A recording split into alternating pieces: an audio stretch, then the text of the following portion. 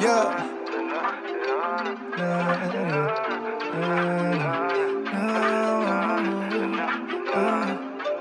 Rolling down 95 with a bad one. Looking for a real love, I never had one. She the type of girl you see up on the TV. All right, UndaDog, we've got Kim Hill in the building. Let's bring her in. Hi, Kim. Hey, Chris, and hi, Shawnee. Nice to meet you, sis. Nice to meet you too, Queen. Thank you, Queen. I'm sorry that the Queen is late to the. Most queens are late to the ball. Most they Always late. But I'm always the last to leave, so that then I can hang out late too. Yeah. So you are from Syracuse, New York. Yeah. Yes. And you made the decision to go out to LA to pursue your career, right? I did, yes. So how does that look? Because a lot of people say it and they make it sound like it's just the easiest thing. Like, I just wanted to go to LA and here I am. Like, could you give us some insight a little deeper on how that worked out? Well, so just a little more like context. I am from Syracuse, but I was actually raised in a small town outside of Syracuse. And there's not a lot of like culture and diversity. You were black or white. I had a really good friend in school whose name was Diane Hernandez. And I didn't realize, this is so embarrassing, until college, that she was Latina, because, you know what I mean? She was white passing, you know what I'm saying? So, and we didn't have these like conversations, maybe one or two Asian kids. So it's like, oh, well, that's interesting. But it was really the fly in the buttermilk, Right. So I knew there was no way that I was going to live and die in my small town. Like, it just wasn't going to happen. I was like, they don't sell door knockers. They didn't sell shell toes. Like, you know what I'm saying? Like, so I had family that lived in the city, and it was always so like, just being in a bigger city was always so amazing. So anyways, I went to college first at SUNY Brockport. I did 2 years there. It's like I'm in the pen. I did 2 years of Brockport. I got locked up. And then I went to University of the Arts in Philadelphia. And that's what really changed my whole trajectory. And I was a dance major, and our dance school was owned by Philadelphia International Records. So I would see Gamble and Huff, Phyllis Hyman, Teddy Pendergrass, like all these writers. And I'd be in dance class and they'd be like 5, 6, 7, 8, 1, 2, 3, 4, 5, 6, 7, 8. And I'd be like, I want to sing, So that really put the bug in me to kind of feeling like it was attainable. And I was able to go visit LA on my spring break. And I was like, that's it. Like, I got to make it happen. And I went back out one more time, and I got a little apartment in Culver City, because everybody that moves to LA moves to Culver City. And one of my friends from UArts was dating Erica Alexander, who was Maxine from Living Single. Nice. And Living Single was in its first season, and they hadn't even like gone to air yet. They were like in pre-production.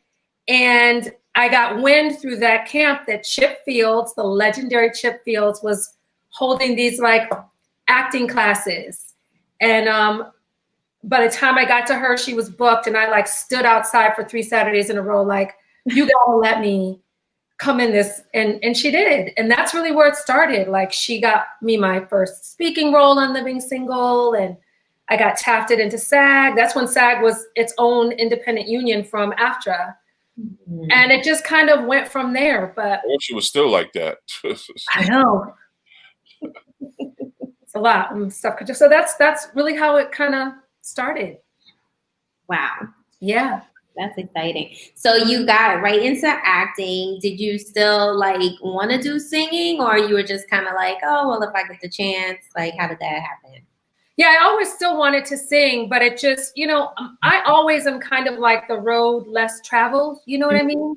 And I just, but I'm also like water. I just kind of flow with it. So, and the great thing about Chip's class is it was for the triple threats. She's like, it's great if you're a thespian, but I want you to at least know how to do scales. It's great that if you're a singer, I want you to at least know how to So she had all kinds of choreographers and dancers in there to help us. And so although acting was kind of my way in, I was still like, I had a music agent and I was going out for like background gigs for people and all that stuff like that. So how did you get the BMI showcase?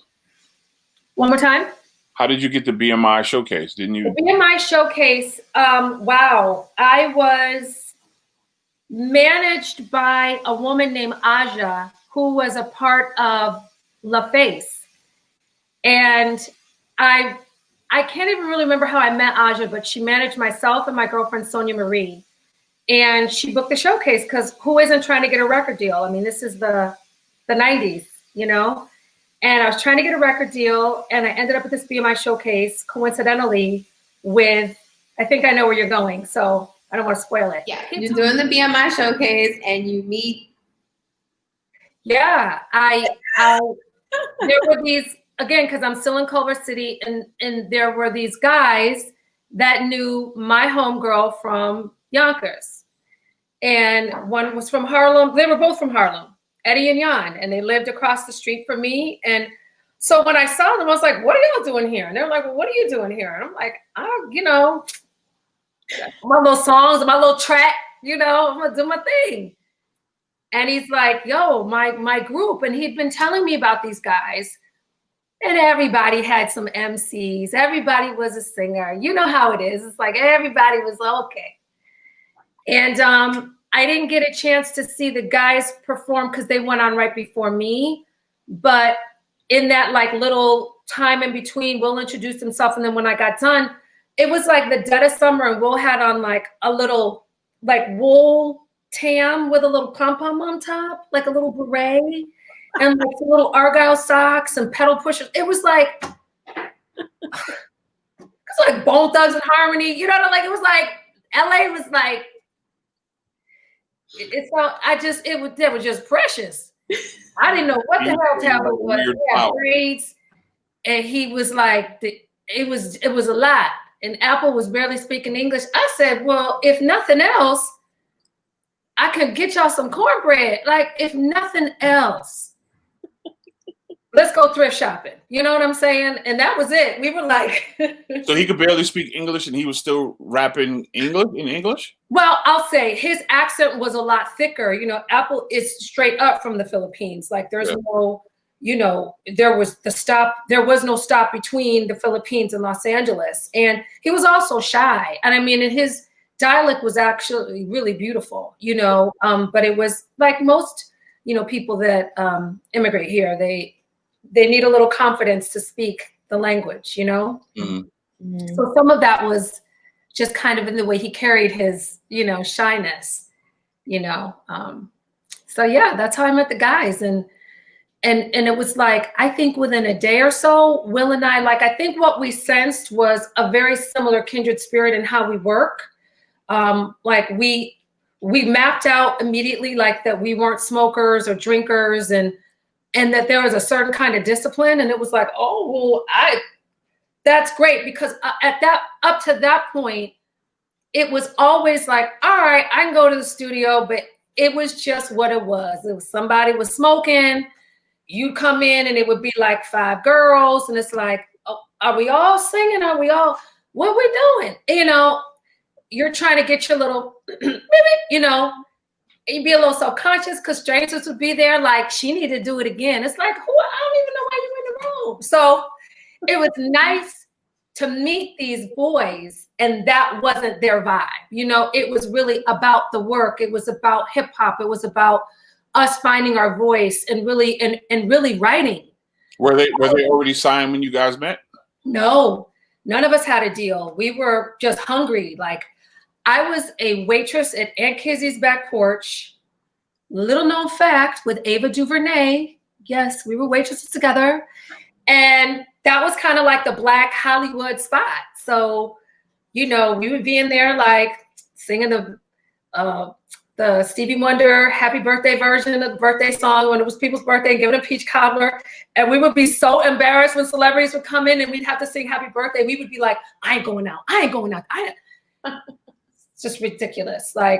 It was a really good time. Yeah, I was waiting tables, and the guys, they were younger than me, so like they were, you know, still at home and like maybe like freshmen at community college, you know. So, you know, we were going to the Good Life Cafe, which was like the spot where like Far Side and, you know, Ashak Road and the whole underground. In fact, Ava DuVernay's first film was called This Is the Life. I think This Is the Life or The Good Life, where it documented these really prolific times at the Good Life Cafe, which was an underground spot where if you couldn't freestyle or spit, like it was a wrap. You know. Wow. So what was like the first big like gig? Like what was the first one that you opened up for like a major artist and you were like, I can't believe we're opening up for this person? Well, once we, you know, there wasn't a whole lot of that before we got signed, but it feels like we got signed like very quickly. Once it all came together, it was like we shot out of a rocket. And almost immediately upon signing, I feel like we did the Smoking Grooves tour. That was the first tour. So Ghetto Superstar was a huge record. So it was Wyclef and the All-Stars. I was on that tour. Right? I was on that tour with Cannabis and Wyclef. Yes. And it was Maya, because she sung Ghetto Superstar with them. So Gangstar, rest in peace, Guru. It was Public Enemy. Public Enemy. They ended the show. Public Enemy. House of Pain. It was like, what a way to start a career, you know, in the live arena, you know, space. Wasn't Busta was on there too? Yeah, of course, duh. Busta, I mean, that was like, yeah, Busta was on there too. It was bananas. And you know, if I haven't said it enough, especially with what's going on in this moment, from politics to my personal stuff that's come out, when I say I spent all of those years on the road and brothers held me to the highest like standard. Like I would try to sneak out in the crowd because the P's open, you know, and it would be like 10 people, and we do these stadiums, you know. Right. And by the time Wyclef or whoever got on, it was packed. So I wanted to be with the people, like, who's crowd surfing, you know? And I get a tap on my shoulder, and it'd be one of the security guards, like, all right, Lil Kim, you know, come on. And I'd be like, I really want to stay out here just 5 more minutes. But they would like, they had my back. They showed me the utmost respect. Like, I never had any issues. No one ever tried to like, you know, if I didn't have enough self-esteem, I would have been like, was I not cute? Because they just weren't even like kind of like trying to spit at me and come at me like that. They just that was probably one of the best tours I've ever been on, because the unity that was Were you on that tour? I was on the tour, yeah. I was on the whole tour. I was on the tour with Cannabis, and Wyclef. Oh my God. Yeah, the whole entire tour. Yeah. Do you remember me? Yeah. Yeah. Thanks. I mean, you don't remember me because I wasn't an artist. I was security, so you know what I mean. But I was there. I watched you guys. I watched you guys show all the time. Wow. Yeah. Were you one of the ones that would come and get me and be like, get backstage? Probably not. Probably not, because I was with Cannabis and Wyclef and running around with them. So probably not. But that was a tour where Wyclef had the lion. Yes. Yep. We had it in a few cities. Yep. It was $1 million every time we brought that lion out. It was $1 million. Wow. And the beautiful like lion. So Shani, they had like this gorgeous, you know, I'm still like going through puberty, in case you haven't noticed. So there was this like female lion tame, remember, Chris? And she was like body. There was nowhere to turn. Like Bush would have stopped the war and been like, it's all right, we don't need the oil. She was so amazing. And I would just be like, It's one day. But yeah, those were like the best times. It was. I still have my tour book. I have all my laminates. Do you have like all your laminates? I have all my laminates. Yeah. I have all my tour books. I have everything. I still have I knew I'd have brought my Smoke and Goose tour book down here because I sure have all my stuff. Yeah, I still have it. I'll send you a couple of photos from behind the scenes, like when we like one of the times we stopped in Atlanta and we did a party and everybody was there. Puff, Queen Latifah, Prize, like everybody was there. Yeah, it was so crazy. It was so crazy, man. I'll send you some more photos. So how was it working? How was it working on the first 2 albums with the P's? It was amazing. I mean, it wasn't until the end, like, so I'll stick to the really good stuff. It really was the stuff that people write about and they talk about, like, you know, the early days of like the Supremes, or where you're just so connected and you're finishing each other's sentences. And so I got a solo deal right around the time we got on that tour, through Wil's production company on Interscope.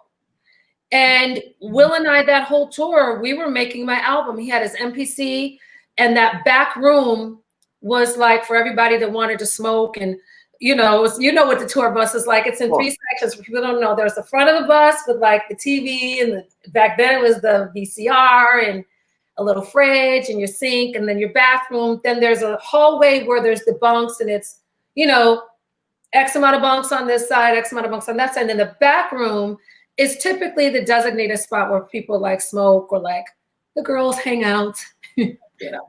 And so we would be like, everybody out. And, you know, at least a couple nights a week, we were back there cutting records and setting up stuff. So when we had some downtime, we could actually, you know, go in the studio and lay stuff down. So it was amazing.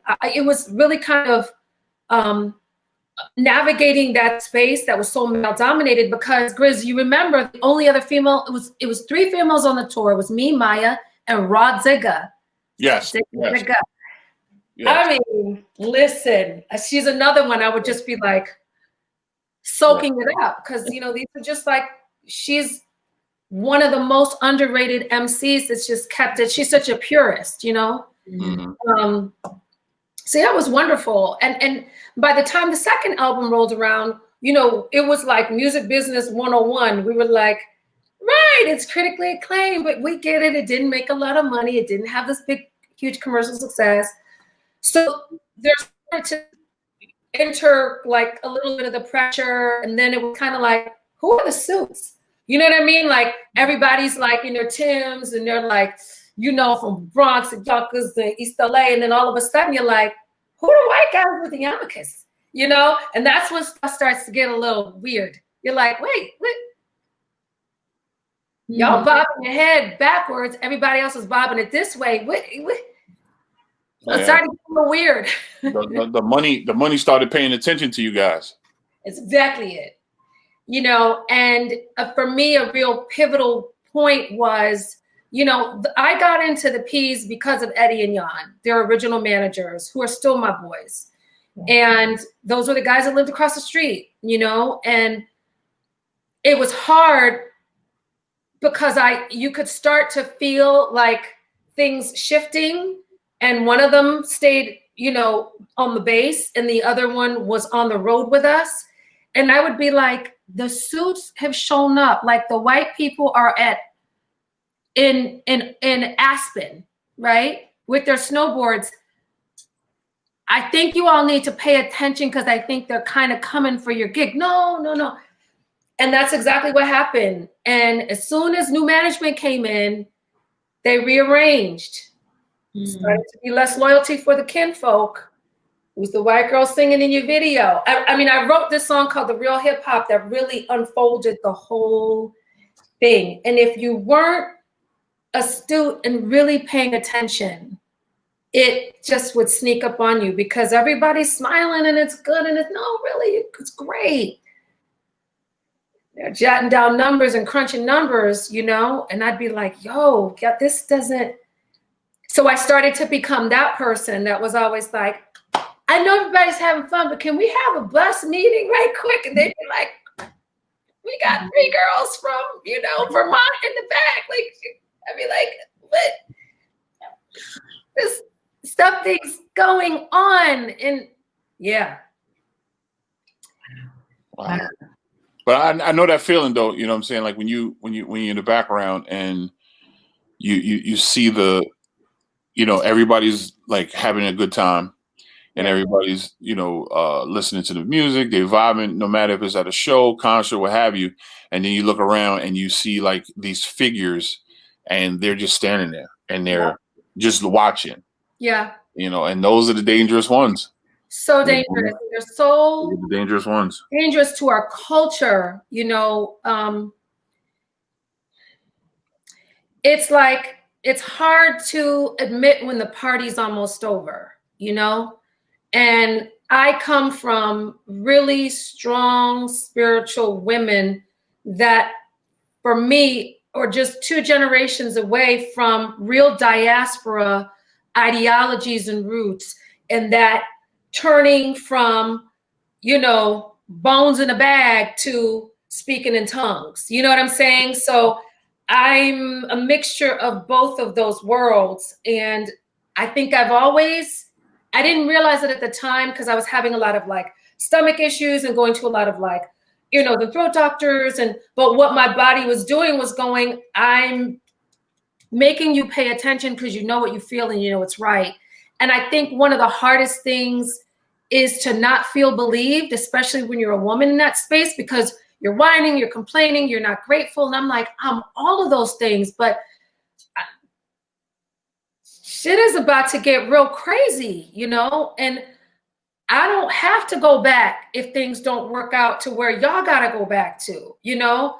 I was accustomed to being an artist that had to figure things out and be creative, you know, and always keep it cute. Like this idea of being a struggling artist never worked for me because I've always had a certain lifestyle that I wanted to maintain. And, you know, women have a lot of choices. My decisions were typically rooted in like, I could have this guy pay all my bills, but then the thumb's on my neck, or I could have this A&R guy court me, but then no one would validate the work I'm doing. Yeah. Those choices were there. And I'm not saying I always made the right decisions, but Shawnee says, I'm a woman of great discipline and sacrifice. And I saw what the women that are warriors were doing to pave ways for me. Yep.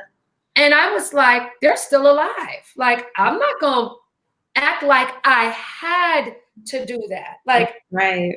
Some women, it's like, I'm gonna be frank, being a hoe isn't what you want, but it's almost in the cards to get you right out of that. Yeah. It didn't have to be my role because I had other things in place. The sacrifice had already been made for me.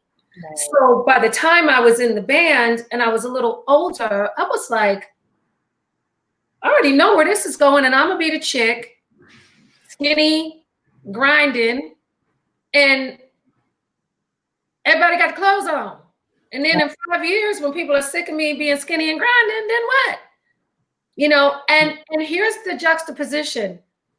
I've always grown up watching and being like low-key obsessed with Grace Jones. Although she's Jamaican, Grace Jones was raised in Syracuse, New York. Her father was a pastor there. Like, they're a legacy, legendary family. And Grace always seemed to hold her sexuality within her own personal agency. And if you can do that, that's different than sitting in a marketing meeting and it's a bunch of guys with ascots and yarmulkes talking about, because then it's just like, so you always wanted me to be the side chick. You never saw what I saw for myself. And that was never going to go down. I mean, they'd see me coming and they'd be like, here she comes, you know. And I'd be like, I'm flexible, but I'm not. So it was the challenge then was having that support from the guys and having that story in the time frame we were touring, Grizz, from like 95 to 2000. It was really difficult for them to make that decision and choose me because their moms were still in the projects. They, you know what I mean? They couldn't choose me. But my 20-something-year-old self, it was heartbreaking, you know? Now that I'm 50, and even before I turned 50, I'd say like in my mid to late 30s, I was like, oh, I get it. You know what I mean? I get it. But this is why I tell, especially young Black women, you have to be very grounded in how you navigate these waters, because in the end, when you look back, it is really going to be on you. Yeah, it is. Do you feel do you feel that you made your decision prematurely, or you should have stayed and fought for it more at that time? No, the suits were there, you know, and it's so interesting because when my solo deal got dropped in '99, I still continued to tour with the Peas, and they were still on Interscope, the same label that I got dropped from. So I was able to shift because I got to keep my advance and my master. So I was like, well, bump it. You know, I was entertaining, and my attorney's really tight. So I was able to, you know, I was still shopping around. And of course I wanted my record out, but I was working. I was able to eat. I was able to get my little vintage Chanel. You know, I was good. When it got to the point where it started, like I said, my body started to kind of turn on me a bit. I was just like, this is not my band. I have my own solo work and my own voice. If I keep asking them why we are getting ready to sell this thing and kick this can all the way down the street, I'm going to hate myself because I'm going to get tired of singing the same old song, and they're going to start to resent me. And that was starting to happen.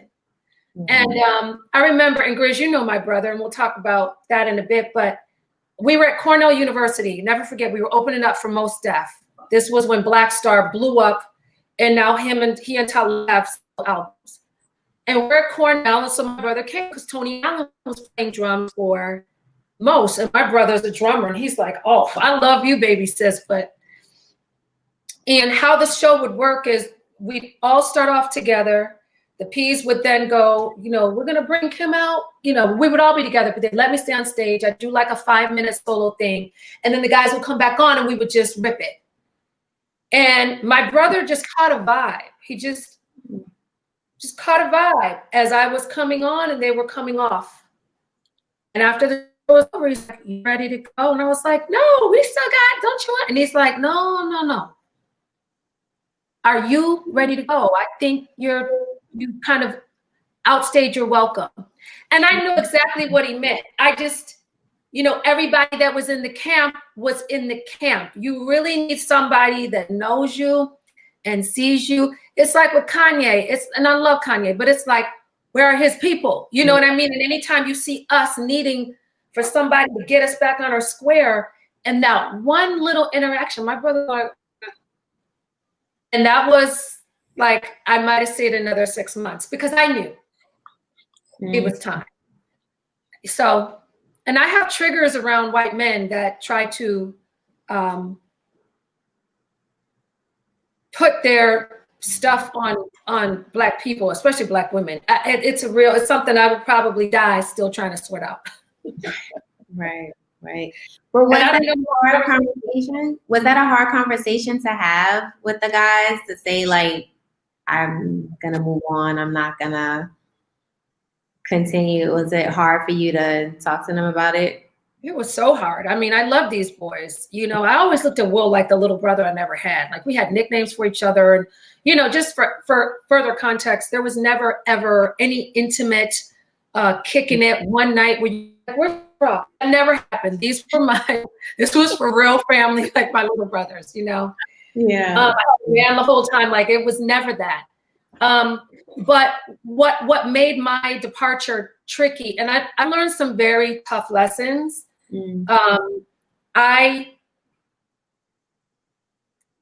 At Jill Scott's first solo show at House of Blues, I told a writer, I have a lot of regrets about this.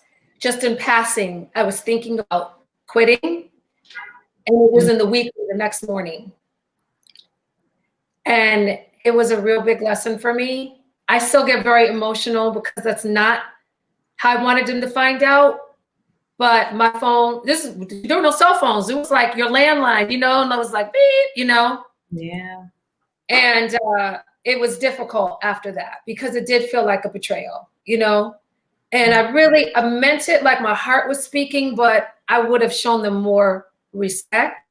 There's more nuggets to that too, but it just got very difficult. Like I said, it was like the threads in our fabric were coming loose, and it was very difficult to not bust the seams. Like it just was like, you know. But it was just time. So yeah, it was either me leaving or me, and it turning into some real left type stuff, you know? Yeah. It's like a relationship. It's Kenny Rogers. If you don't know when to fold them, you know.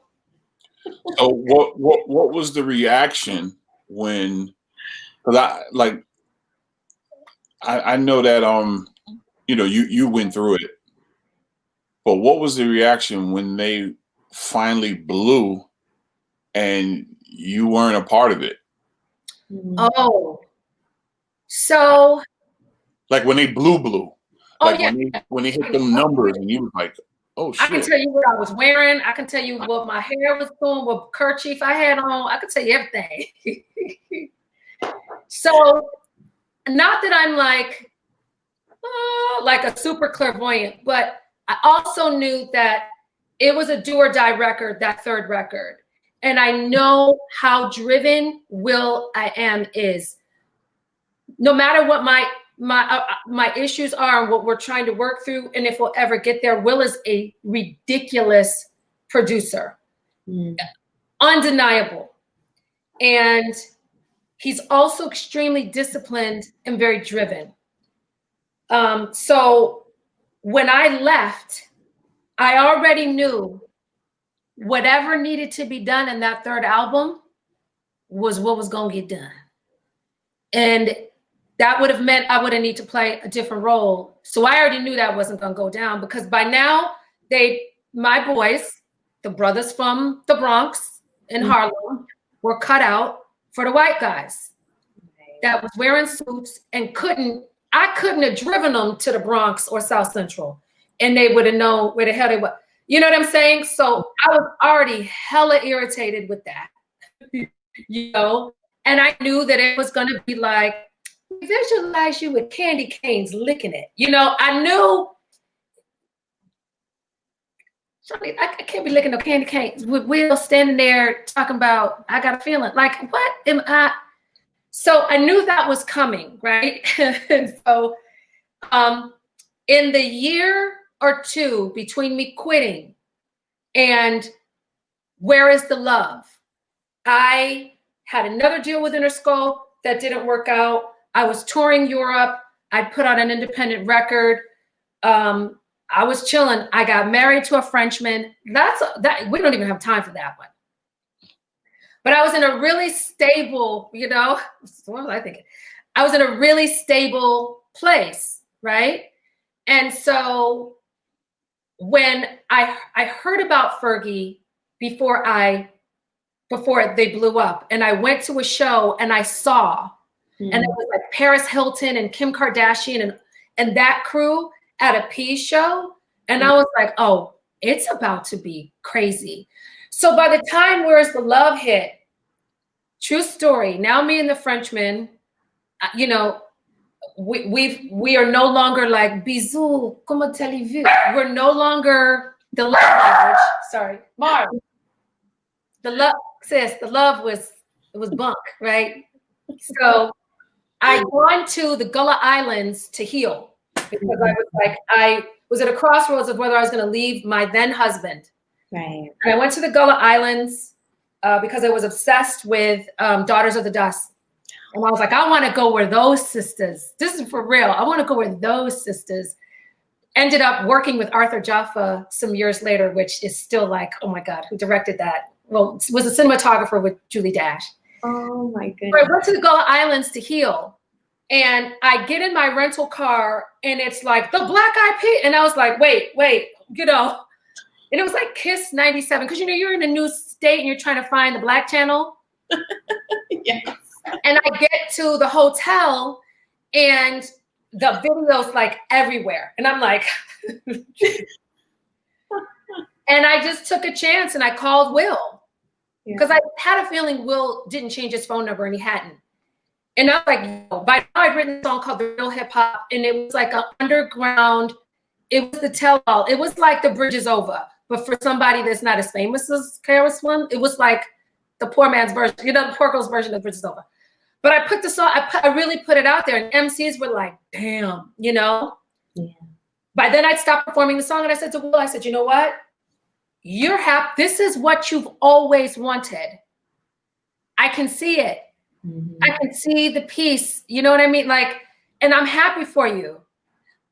I'm over here trying to figure it out. And he's like, how are you? I'm like, I think I'm a lead this fool. You know, it was really candid, you know, but I knew this is before it got super, super, super big. But I also knew, and this is no diss to Justin Timberlake, I really don't hide how much of a culture vulture I think he is. I have no apologies for it. Mm-hmm. I don't make, I like, my whole thing isn't like trashing people, but I do think I can anchor him in a conversation around how someone can completely co-opt a culture. Mm.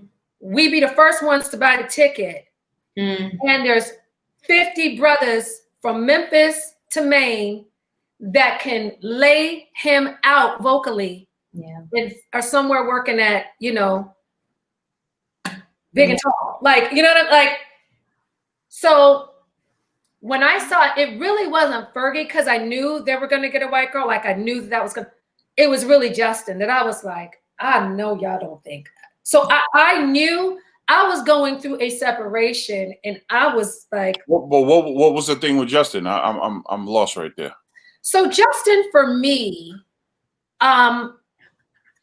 and I'm going to use his name, but use it just as a broader. I see you had to get your tea out, girl. I know.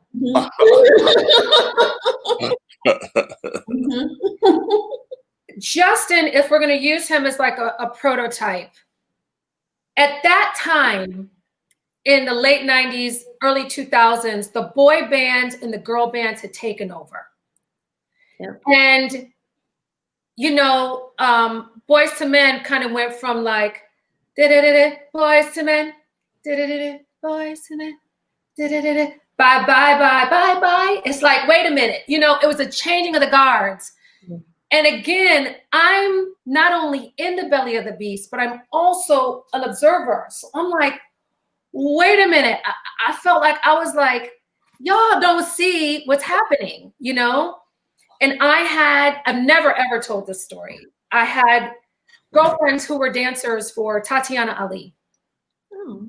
So this is not Tatiana Ali's words. It's Ashley from Fresh Prince of Bel-Air.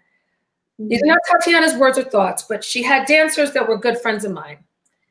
And at one point, Tatiana was opening for NSYNC. And, you know, the dancers from her tour got to be friends. I mean, from her group got to be friends with the dancers from NSYNC.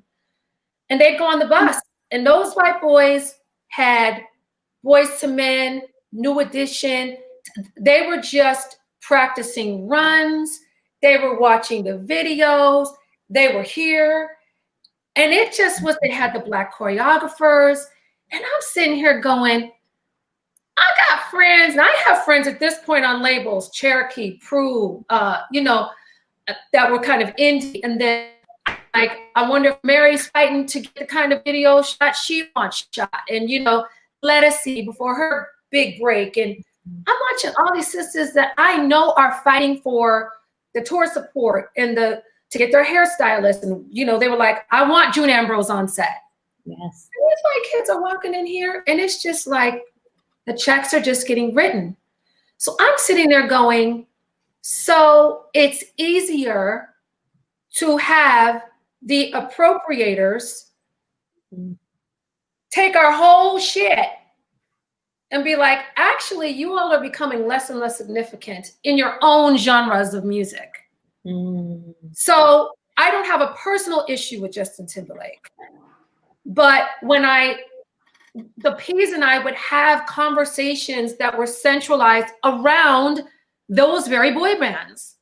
So when I saw Justin in that video, I was like, we talked about this. Like for me, yes, I quit. I thought my replacement, because at one point it was this amazingly beautiful sister, Terry Dexter. And I was like, I approve, she's gorgeous. You know, I just didn't even give a second thought that it wasn't going to be some kind of representation that would need a hot comb or a rat tail comb. Not the rat tail. I didn't bring it downstairs, but you know, girl, in order for this, I hear you. So by about this time, I was like, they are probably going to take it all the way there. So I had less of a jarred reaction with seeing Fergie than I did with seeing Justin, because I was like, and then just Justin went on, and I'm gonna just say it because y'all the family, and it just is what it is. Because again, I my focus is centering these conversations around how Black music got the major culture vulture appropriation. And I know I wasn't the only one that noticed it. Like many people were paying attention. But I also knew for people like him that aren't groomed in a way that like Bonnie Raitt is. Bonnie Raitt, and for those of you that don't know Bonnie Raitt is a white blues singer that never once got on the microphone and didn't shout out Muddy Waters, B.B. King. Like she never once accepted any accolades without being like, while I have your attention, I understand why I'm here, and it's on the shoulders of these giants. And I didn't feel like the way these white bands were being groomed was to acknowledge the sacrifice, acknowledge a lot of these pioneers came from homes of addiction or abuse or abandonment or poverty. They had no idea. It's like they just got to go right to the front of the bus.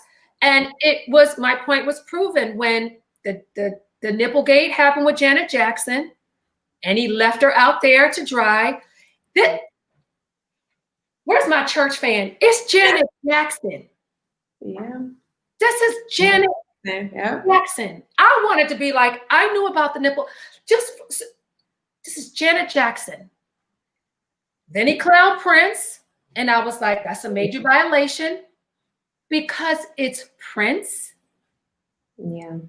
Then he did the Crip Walk in the video with Uncle Charlie and Snoop. And I said, see, some folks don't get to take the baton. You know what I mean? That's some shit Tina Marie would have never done. And she's always played at the barbecue. Y'all know I'm not telling no lies. No, I'm here for the lesson. Yeah. Hall and Oates. Sarah Smile, come on. You might be slapping bones. Sarah Smile, come on. Your uncle, you got to get him on the wheelchair and get him out there to dance with Muddy. This isn't about white artists. It is about appropriating Blackness and not showing the respect. As Black folks, we show the respect. Beyonce, I don't remember what award show it was. Lauryn Hill was being brought up, and you know, she's my, okay, nobody say nothing about that. We cousins.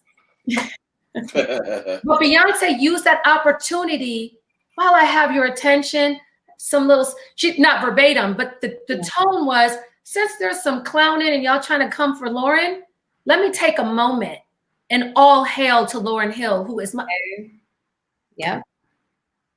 But that's how we're raised. Yeah. So I have nothing for the appropriators that don't understand the sacrifice of the shoulders. So before I was looking at Fergie sideways, I was looking at how did Justin Timberlake get up in here talking about people killing, people dying? Right. What you know about that? What do we? Right. I said, I called room service, put my feet up, and got a damn child. I said, listen, I can't. Oh man. Yeah. You know, and I feel like if I can't have these conversations about my people, then it's not even worth it. So these are not new conversations. It is a new platform to be speaking on. But anybody that knows me knows anytime I've had opportunities, I do mentorship work with young women. This has always been my focus, is really helping us understand how pervasive and deliberate erasing our stories and our faces from the magic is. And you're looking at her. Yeah. And it was really never about me. I know how easily it can happen. I'd see them do interviews and I was like, word. Yeah. Just like you remember Smoking Grooves, it's like, you're not going to throw, okay. Yeah. And just mind my black business. And so where do you think that came from with Will bringing up that statement, you know, saying, you know, Black Eyed Peas wasn't a black group, and this, you know, where do you think that all that came from? Feeling insulted. I think that there's a lack of accountability. I think that is just consistent in some personalities. I won't paint him with a broad brush. I'm generalizing. And I think that when you, in your core, feel like you could have done things differently and you didn't, it's easier to act like you forgot. I woke up on New Year's Day, as many of us do, grateful we made it. I looked at my son, I was like, praise him. Okay, let me make my vision board and soak my Black Eyed Peas. I'm dead serious, like for real. Tradition. What are we doing, right? Mm-hmm.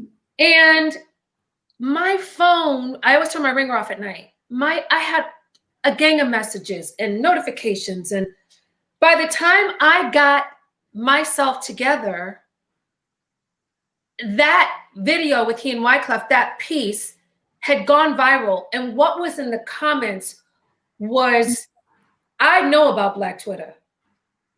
I've never experienced. Funny. Yeah, Black Twitter is a different world. It is a fabulous world. The diaspora came. You got to be real careful what you say. Through. I knew, because I've been me, and for real, it's not that I have all this self-importance, but people that love me, if I came over to your house and you didn't know me, I guarantee within 5 minutes, somebody would be like, oh, you know, she used to be in Peas. And then it's like, okay, excuse me, where's the restroom? Because it's going to be a conversation. Right. Not all night, but either somebody knew or the people that didn't know, they were like, that's foul. Or somebody's like, I think they made the right move. And I'm like, I just don't even want to talk about it. Yeah. So I knew these conversations were happening. Mm-hmm. When I did the Times piece, the sister that got them comments on YouTube were like, don't play. She been there. This ain't no new. So when it went off like on Twitter, and it was brothers too. Mm. And I mean, I had so many flowers. It was like the USC Rose Garden, you know? Yeah. And while I was so grateful, I also felt super protective, right? Because you know how it is. Everybody's chilling. Your girl goes to the bathroom and she comes out like, oh, no, it's Marc Jacobs. No, it's not. And you're like, whoa, what's happening? And you just start taking off earrings. You're not sure what's happening, but you ready? You stay ready. Yep. So when I saw sisters going in, and then like Fergie's fans and Fergie started trending, I was like, there's no way. I would have felt like the biggest punk if I did not speak to the cultural smudging. There was no way. Yeah. Mm-hmm. So I got on my silk scarf and I laid it all down and I said, Jesus. And then Cassius, after like a fortnight battle, I said, Cash, you know what people don't understand, Cassius is a musician. I come from a family of musicians. All the men in my family are sick drummers, and my brother's oldest, Crystal, she is like the baddest. Wow. So Cassius is a drummer. We up in here, I have a whole floor of vinyl. So Pharoah Sanders, Miles Davis, you know, all the way to Bad Brains and Fishbone. Cassius knows, right? He something happens to him, and I allow him to see what happens to me. Like when War Tour by Tribe comes on, he'd be like, Mom, you went crazy. Your kids need to know you through the music that makes you just go bonkers, right? Yeah. And so as a musician, he was like, we got to keep it within the context that it is. I swear to God, my son's words were like, are you getting on camera? I said, well, that's why I got on the do-rag. He said, let me go put on my Biggie hoodie. Cassius was like, no, I'm not going to be here all night because, you know, we got the Nerf battle, you know, but. Yeah, had to say something. Yep. We're talking about Black music, and these kids, if we're raising them right, they really have to know the purists. Mm-hmm. You know what I'm saying? Yeah. And when I had Cassius and I named him Cassius, you don't know what you're going to have. You're just like, oh, they could be like, I don't know. I'm raising Marcus Garvey, and I don't mean to. I have to quiet down the thunder in Cassius. You know, he's the kid at 7 that was like, I'm not picking teams because of this whole thing, and I want a Kaepernick jersey. Mm. Like, I'm dead serious. Cassius was like, I ain't even picking teams. Wow. So, which is, you know, change a bit now, but it's just in him. And I feel like it's worse to silence children.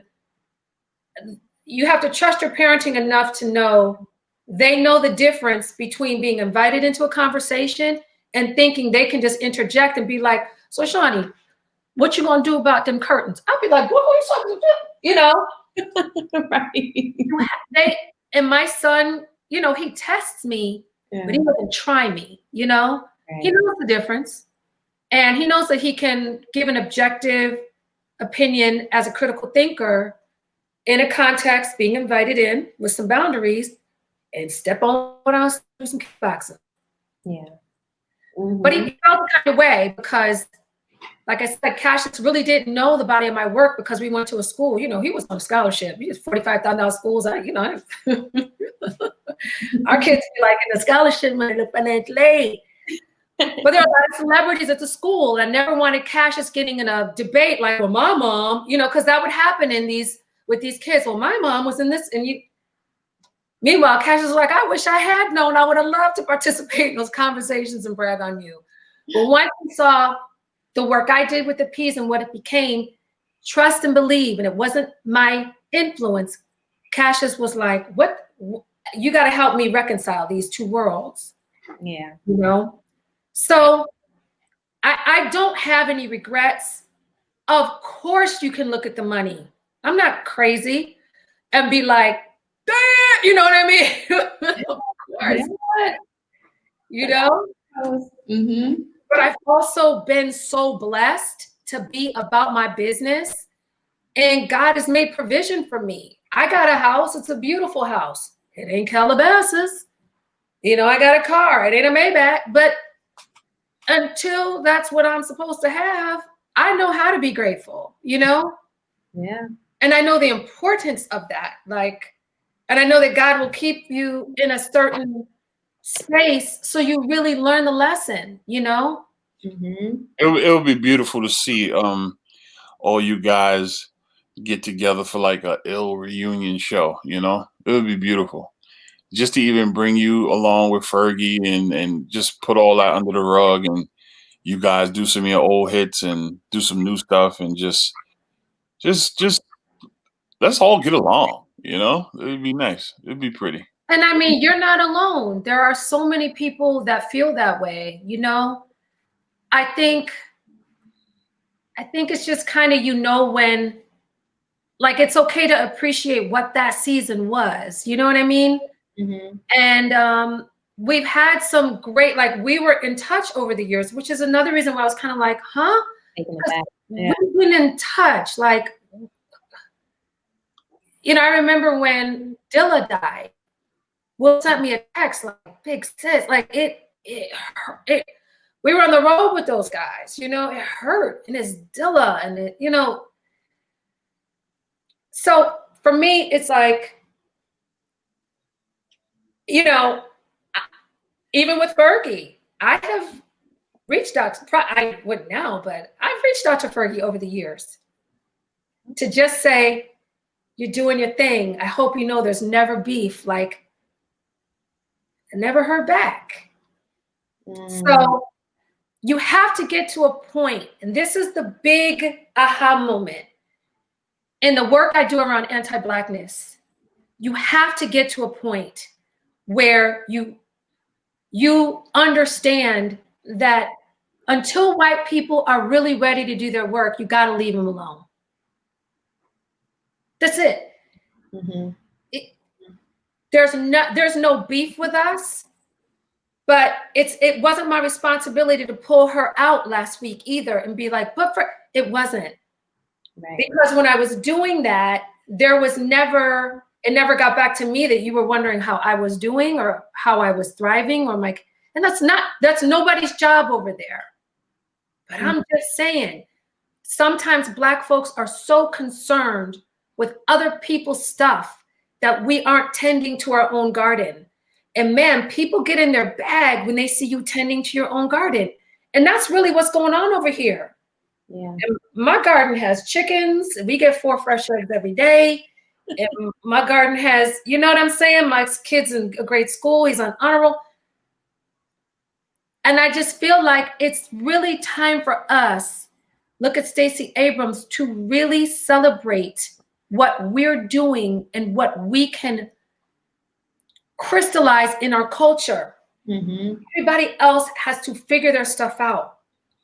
There's a lot of shoulders, like my shoulders are tender. How do your shoulders feel? It's a lot of people that stand on shoulders that just, you know. You gotta get them off your back. Yeah.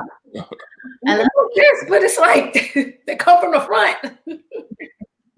I love how you speak to mental health. Like it was 2 years ago, I went to the premiere of the She Did That film. And I remember you in the film. And then when it came, it's on Netflix now. Yes, it is. And I always love when you spoke on mental health and how it's important, especially in the Black community, that we recognize that. And you just, when you speak, you sound like are you a healer? You sound like a healer. Like you're just at peace and you just have this calm way about you. So I mean, like Grizz was saying, I would love to see it happen. I feel like with the Fresh Prince, if they could have a reunion. Girl, didn't that just that was a deep show. That was a deep show. And I never knew all these years that the two Aunt Vivs never met. Like I never knew that. So when they met for the first time on camera, I was like, are they gonna fight? Like it's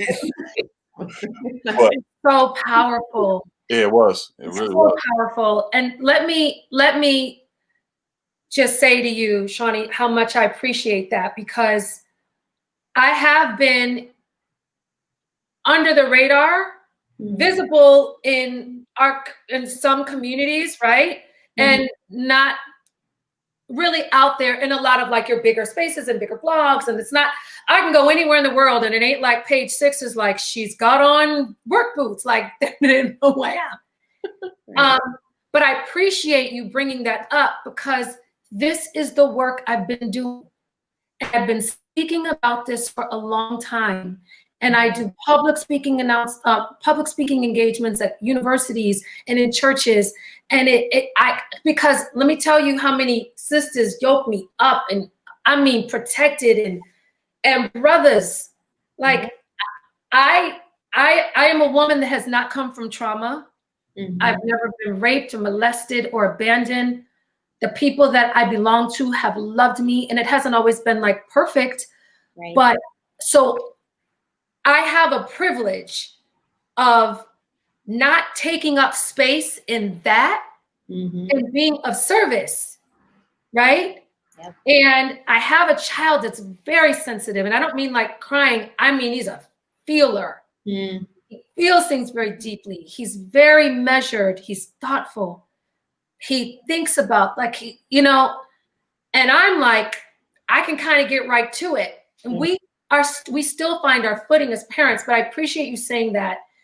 And while I wouldn't call myself a healer, I started this, like, making medicine with Kim. Anything I learn, I'm very much, my whole body care line is about, like, holistic and natural body care. And, and we'll talk about it. My brother, it's having a brother who was sick. Brother got kidney failure when I was like 12, 13 years old.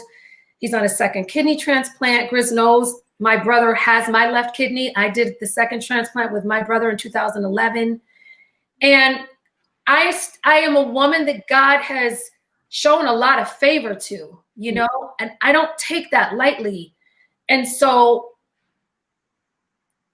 I can't tell the truth about Justin, or I can't uplift a Boys to Men or a New Edition or without telling the truth about how I feel about Justin. And sometimes when you have to silence that, you can't tell the truth about the people that really need that. Mm-hmm. And I try to do it in a way that is very honest.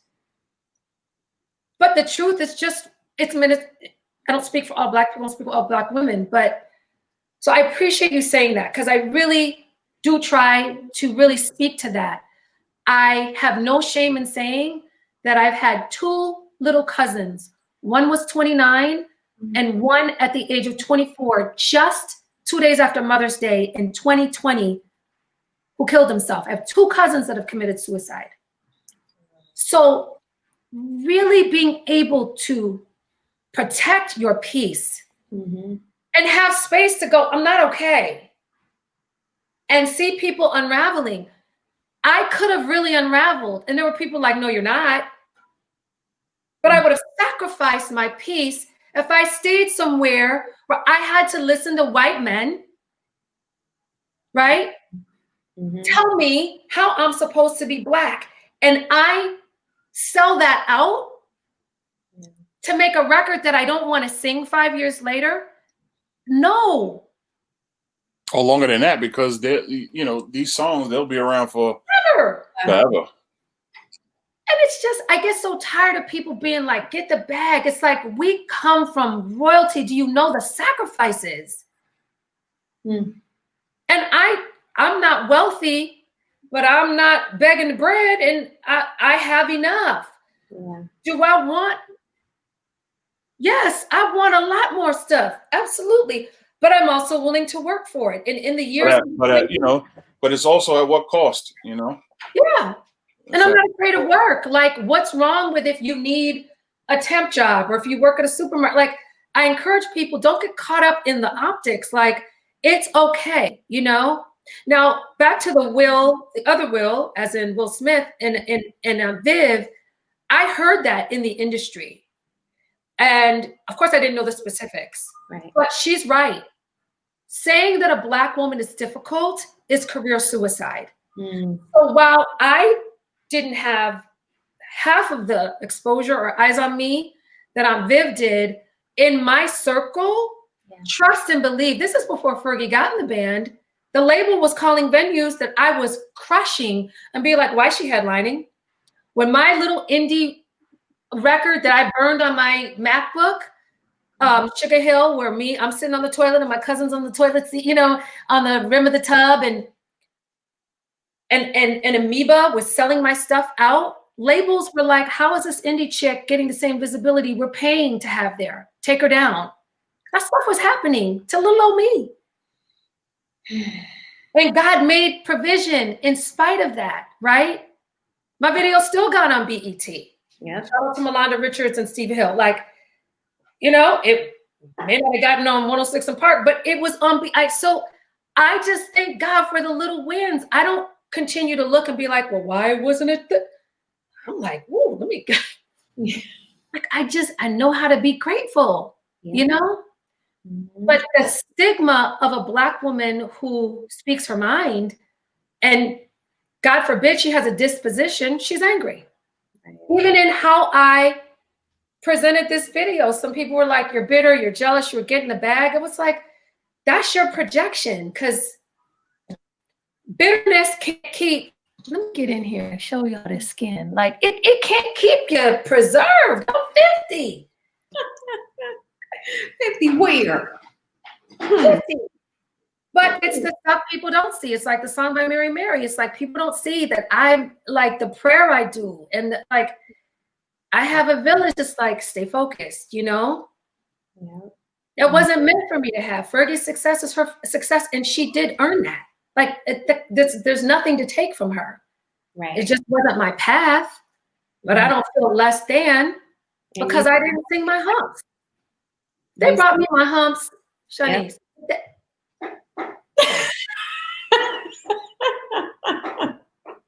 I get it. I get it.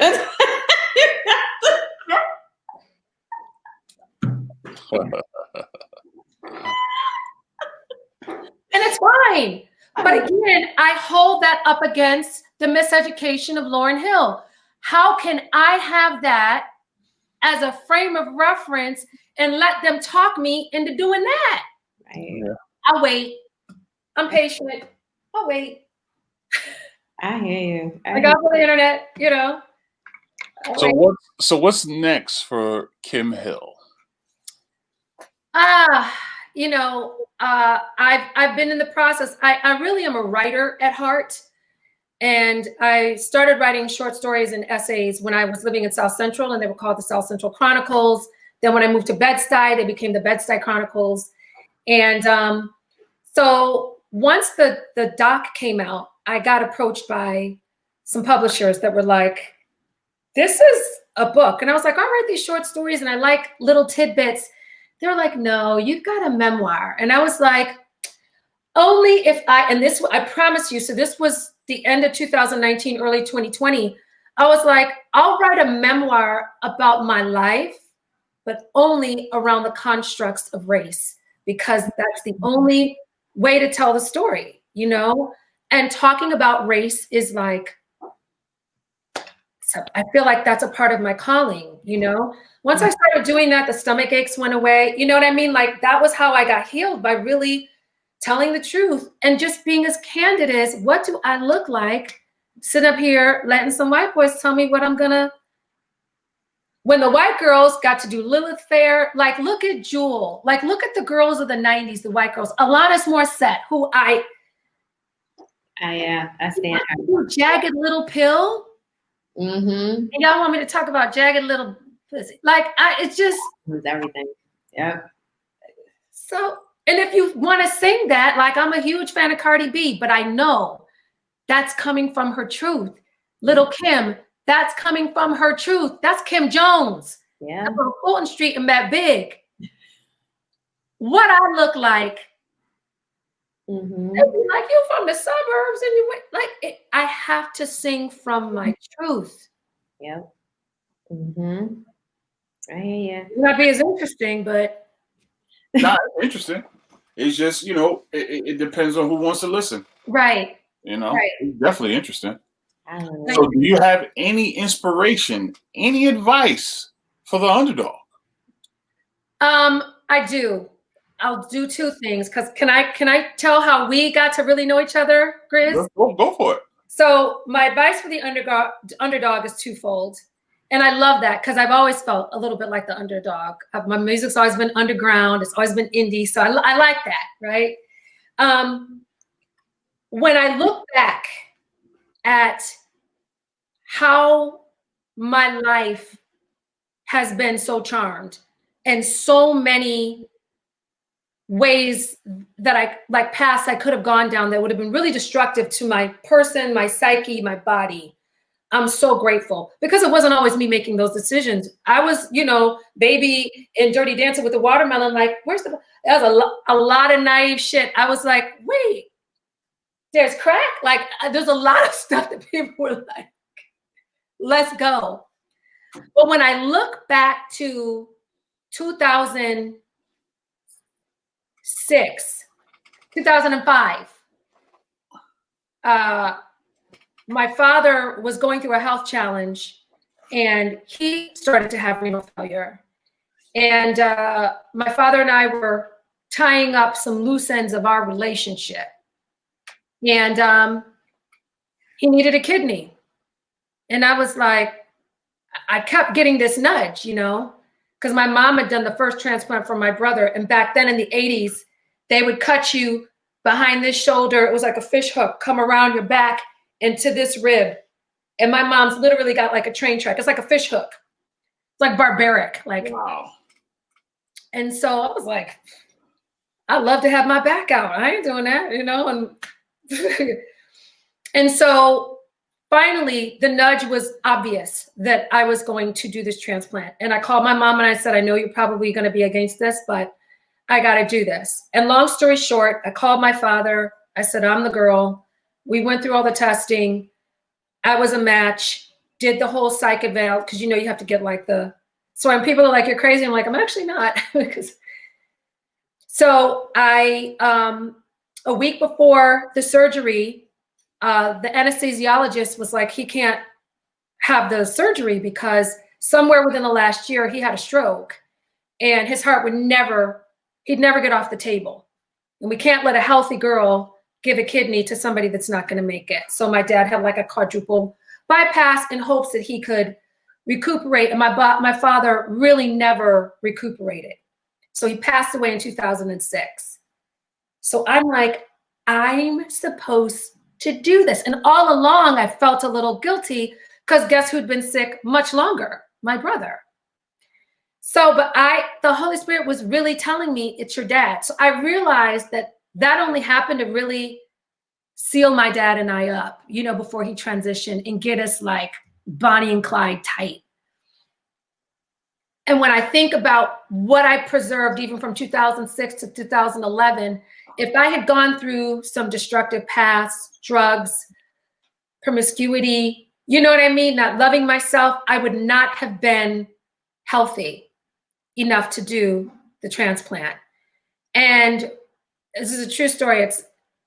Well, I won't tell that piece, but anyway, I was able to do the transplant with my brother. He is alive and well. And that's how Grizz and I really met, because I don't know if you remember this. Cassius was so little, he was on an urn back. He was up. And Grizz did a kidney walk across the Brooklyn Bridge. And I carried Cassius on my back the whole time. And he had a shirt like, my mom's a donor. And, you know, we got to meet people. It was amazing. And then maybe 6 months later, you came to Syracuse to do the kidney walk there. Mm-hmm. So when I think about things like that, and people think I was somewhere like Racine, Sasson, like life was happening. Like, you know, I had my own body to preserve. I had my peace to preserve. I had therapy, you know, breakups, divorces, child, you know, life was happening and I was very present for it, you know? So if I had gone a different path, I may not have been able to do what I was able to do for my brother. You know what I'm saying? Yeah. And even now, part of my healing and my wellness is I'm a woman with one kidney and I feel amazing and powerful. And you know what I'm saying? It's just another piece in the arsenal of that Black girl magic that I just don't let anybody like ever try to, girl, like, what is it? So for the UndaDog, I share that story, and there's others, but I really, you've got to really listen to yourself, listen to your body. My body started speaking to me with all that stomach pain, you know, and like a slight pancreas condition that came as a result of it, so that you don't decline. Because when you're in pain, it is easy to get on prescription drugs. It is easy to fall into some traps, you know? So just listen to yourself, listen to the people that really love you. And it's okay to take the L. It's okay to like not jump on the thing that you think is going to get you there. Like, look to the stuff that's going to preserve your health and your life and your happiness. And there's always more happiness. You have to find that for yourself, though. You know? Definitely. You have to find that for yourself. Well, thank you so much. Thank y'all. Coming to hang out with the UndaDog. I really, really do appreciate it, and I hope That's great. people take the time out and get some of these jewels that's out here. Yes. I really do. Hope so. And once this pandemic thing, subsides a little bit, we all need to get up and sit down and have a meal and talk. Yes. Absolutely. The right way. Well, thank y'all for having me. I'm happy to see you thriving and healthy, Grizz, and I'm happy to meet you. You know you're a part of the sisterhood, so just Yes. I'm glad you got to see the film, and just everybody just protect your peace and also know, I'll say this in closing, that I am still a student. I am still learning. I don't have this whole thing figured out. I'm still learning, time and place. And, this was a big moment for me to speak on something that I've been quiet about for 20 years. So it feels like a big release, but I feel very vulnerable. It's like, whew, it's cold in here. Everybody, and this is a good place to say that, stay sucker free. Right. He's bringing that word back. I say that all day. You stay sucker free. Dude, you need to put that on a shirt, because if you don't, I will. I already got my account. Go for it, man. Go for it. Maybe I'll do like Grizz says. Yeah, stay sucker free, man. For real. Yeah. This whole industry, I've had my ups and downs with it, and certain times it leaves such a bad taste in my mouth, Yeah. But it keeps me coming back. But yeah, some days I be ready to just pack it up and say forget all this nonsense, man. Yeah, you have to do it for the love, and you really have to do it for the culture, Yeah. And it's really important now to do it for the culture. It is. No question. Like, Absolutely. Absolutely. I'm check out support. Coming on and dropping these jewels, man, for real. Thank you for having me with my long-winded self. And support radical women. So real quick, Uh-huh. so if you can support Next of Kim, I actually closed my store in Brooklyn. I closed Radical Women just this past October. When I opened the store, I lived 3 blocks from it. Now I live in Newark. I'm in New Jersey. Yeah. It's in virtual school, and my staff all left Brooklyn because the rent is crazy, and so it just didn't make sense. But I converted my garage to a space. I'm going to debut that like in February. It's really amazing out there. So, but yeah, I had to close it down because who's running the store? Like, I'm like, I can't go to Brooklyn and Cassius has like a math exam, Yeah. But it was time for that chapter too, because there's just, yeah. But yeah, thank you. Radical Women is still a site. Radical Women is a movement that will be more about these kinds of conversations. So that's Radical Women BK, and then Next of Kim Beauty on IG, and then my personal page is always Kim Hill, because I'm just always gonna be sucker free. See, Shadi? You see? Yes. Yes. Love it. I love it. You woke something up. Yeah, you shouldn't have even said it, because now I swear to God, it's like telling a girl she cute and you're like, I am. So, yeah. Right. Because you know what? Listening to the story, I in my mind, I'm like, I'm gonna try to be on Will's sides too. See, but the whole story sounds just, he was a sucker. He could have still changed some things. He could have did some things differently where where it could have panned out for everybody, no, regardless of his financial situation. You know what I'm saying? Because you go back where you going, he's going back where he's going, whatever. But at some point, he's the producer. He's the guy that's pushing this machine. The suits are there for a reason. Yeah. So hey, this is what I want. Right. You know what I'm saying? And this is the direction we're gonna go, regardless of how you guys feel. This is the direction we're gonna go. Take it or leave it, and that's it. Yeah. You know what I'm saying? But you know, he took the sucker route, you know, and it's all right, you know, it's his life, you know. But absolutely. And can I just, cause see, I know y'all probably like, I'd like to eat dinner, but I just will say this, and if just 2 minutes, thank you for that, because almost the Achilles heel was the New York Times doc, when I was like, I love them, they're amazing, I have no beef. There is no switch up. That is the truth. And so is this, right? There are two truths. You can be of two minds. And I still stand behind that. I still support their decision. Which is why after that beautiful, beautiful piece, that for years I was approached from everybody from the Inquirer to Netflix. I just said no to Netflix September of 2019. But Ben Proudfoot, who directed this piece with the Times through Breakwater Studios, who's extraordinary, we sat down and I literally was like, Ben, you like your toes? He's like, yeah. I was like, I'll cut every toe off if you misrepresent me. If you paint me, because I'm not mad. I'm not bitter. You know what I mean? You guys are, seriously, this was in the contract. I'm going to just say it. They were not allowed to show footage of Fergie and any of her mishaps. Right. Okay. Pictures of her.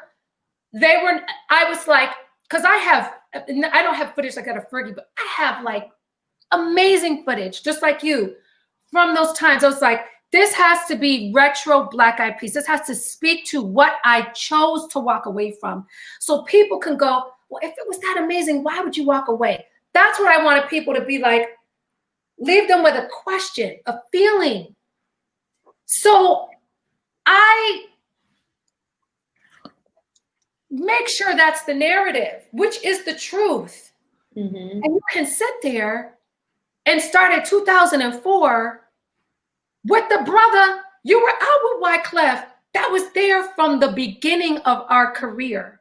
Yeah. We were like the baby backpackers of the Fugees. Mm-hmm. Yep. It just, I mean, so after reading comments and stuff on Twitter, I put it down and I said, Kim, how do you feel? How, you can speak to standing up for these people that spoke up for you, but then you also, how do you feel? Which is what I ask my son all the time. Like, I know what you're being, and how I felt was this is some kind of cultural smudging stuff. You have an issue with, if I've heard it all these years, I've been in these rooms and in these spaces about like, dang, they couldn't have found another sister. I know you have. I know you have. And that could have been a really crystallizing moment to be with someone he's so safe with. Clef wouldn't have clowned him. Clef wouldn't have been like, oh, you sound soft. Those brothers love each other. That was salient, which I also celebrated in my piece. So you're safe, and you try to come at 2004, and we did the grimy work, like, nah, B. Yeah. And I needed people to feel that, nah, B. Because, you know, at some point, that doesn't take away from me being a classy woman. It doesn't take away from me being a mom. It doesn't. There's also this that also is the nod from the culture, like, no, we're not finna do that though. Nah. Well, we go on record saying I said it. Well, you did some sucker. Exactly. I said it. Very clear. You did some sucker shit. Yeah. I said it, not him. I'm doing the shirts. We can put it fitty. We can put UndaDog. I'm doing the shirts. Come see me. Go holler at your boy. I want one. I'm doing the shirts. Let me get online right now and look up. Prick. Well, I'm doing the shirts. I'm excited. Give me a 4 or 5X. Black and white. I'm a medium. I like a gray hoodie. I love a heather gray, don't you? I have the gray hoodie, girl. Black and gold. I got you. Stay free. And maybe we can make proceeds, not even joking, like make proceeds to like, you know what I mean? Like a school district for instruments in the hood, or like let's really do that. Let's do it. Yeah, I like it. I'm down. Look at you. We're in some really interesting times, folks. So yes, we are. Yes, we are. But I will definitely keep in contact with you. I'm so glad we're back in touch. Again, I'm so happy you're healthy and you look great. Thank you very much. You're thriving, and let's pull out our teacups, Shoni, and let's, I'm here, sis. Go magic a little more. Well, I'm here for it. Wow, wow. Wow. Look at my comb. Your hair is fabulous, by the way. Yeah, I just did a big chop, so I'm still figuring it out. But honey, I gave you. I'm going for like Monica back in the hole. Like I got to get my finger waves down a little bit. I love it. That's dope. Her song's like this is like that. I'm gonna move along. So that song was like, I'm going for my little Monica's like this is like, you know what? Let me put that on tonight. All right, this can go on all night. It can. This is amazing. Oh man. Sucker free. Stay sucker free. Stay sucker free. Yeah, stay sucker free. And listen, man, there's a lot of suckers running around here, man. A lot of them. The emphasis, I love.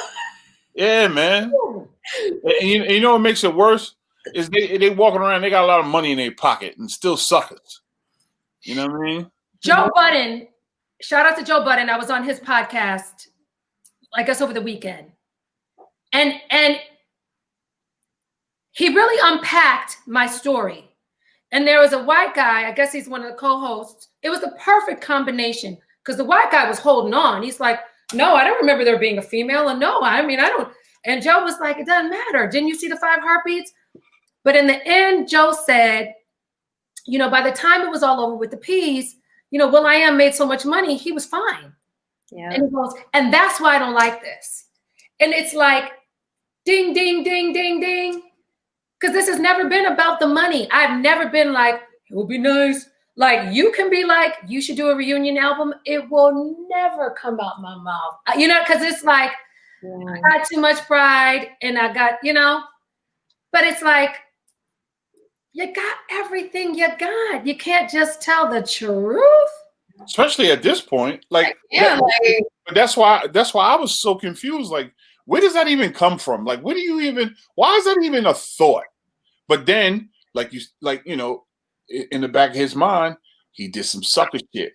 So now it's starting to come out. And you want the approval of Black folks. And we've already, listen, Meek Mill was a hashtag not long ago. That's when he was like, it's a disappointment to the African-American community. No, it's not. Because we was making sure Meek Mill got straight. And we've been following, 13th and the amendment. And we've been like, what you've been doing on your timeline, that's the disappointment in the African-American community. It's not my fault you chose Fergie. You had to say yeah. New girl now. You had to say yeah. It's not like you. He could have fought. He could have fought differently for it. Y'all started from the beginning. Y'all had 2 good albums together. He could have did something different, especially going on the 3rd album. They had options. They had choices. They had the suits in their corner. Yeah. Suits wasn't going to let that money go. No. It wasn't going to let that money go. Yeah. So like I said, I want people to see this. I thank God for provision. There's always been a roof, and bills is paid. I thank God. So. All right. Yeah. But we got this. Oh, you're so cute. Before you leave, can you say, this is Kim Hill and I'm rocking with the UndaDog? This is Kim Hill and I'm rocking with the UndaDog. And I'm staying sucker free. Yeah. This was wonderful. I love y'all. Shawty, you're beautiful. Thank you. Grace, you're beautiful. Okay, we'll stay in touch. Thank y'all so much. All right now. Yeah, bye, Kim. Bye. Love Hey, her. Love you her. UndaDog listeners, Love her. stay sucker free. I'm Gersh Chapman. I'm Shani Dunbar. And you are rocking with the UndaDog. Dog. Sucker. Sucker free.